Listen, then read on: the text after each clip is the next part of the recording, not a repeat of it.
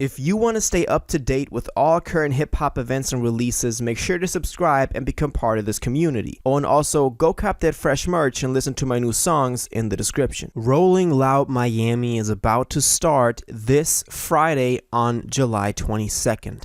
And as we're heading into this Rolling Loud weekend, we have a couple of changes that were made only, some days ago concerning the lineup of the festival, also concerning Travis Scott, Kanye, and Kid Cudi. So let's look at this.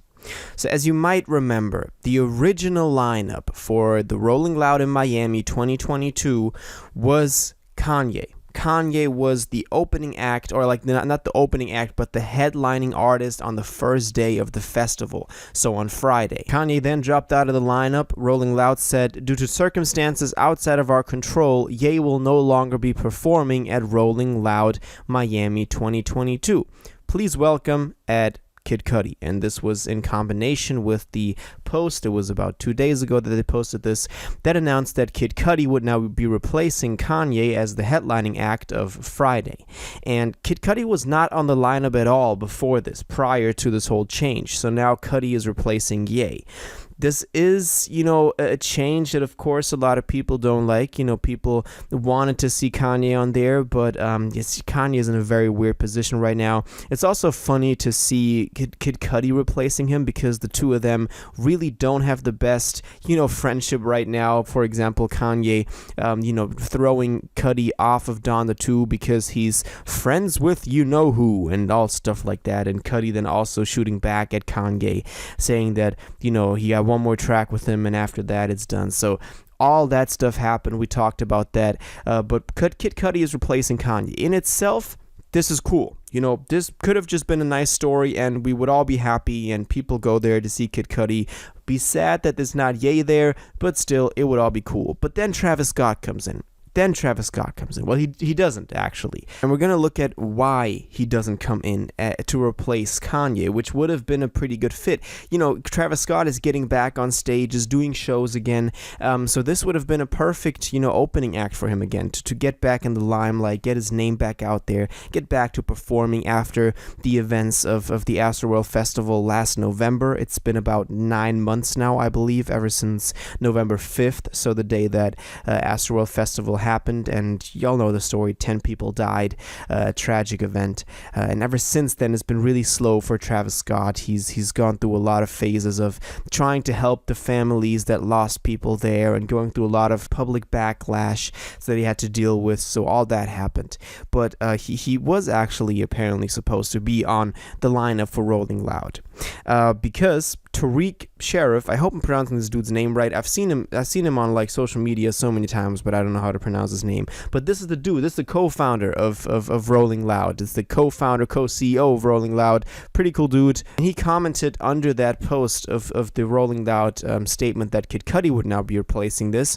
and he said, try to convince Ye to stay on the lineup, but he wasn't having it. Kind of going further into why Kanye opted out of the whole thing.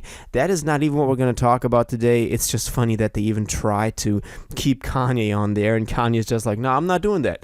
That's such a Kanye thing to do. I don't know what the whole background behind it is. I don't want to say that either party is wrong or right. That is not for me to say. I just think it's pretty funny that they have to justify it by saying, we tried to, get him on here, but he just wasn't having it. That is just funny to me.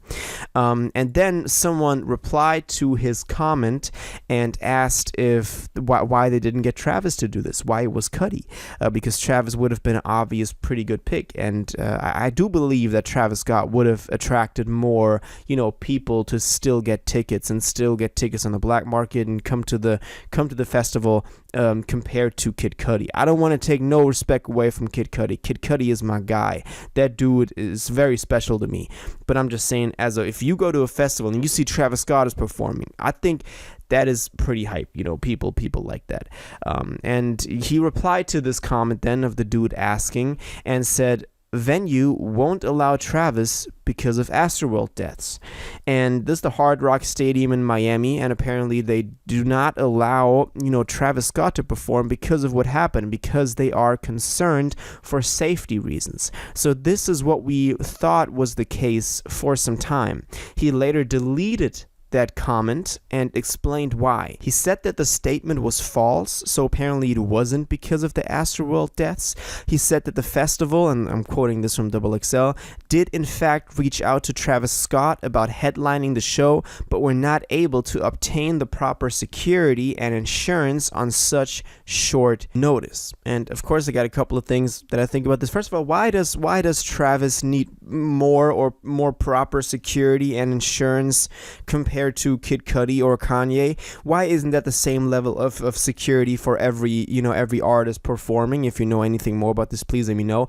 I get that because of the Astroworld deaths, likely the Hard Rock Stadium venue doesn't want to take responsibility for whatever might happen, and I get that. And I get that this is probably now handled privately, the whole security for Travis Scott, because they have to ensure the venue that nothing is going to happen or that they have the proper security in place.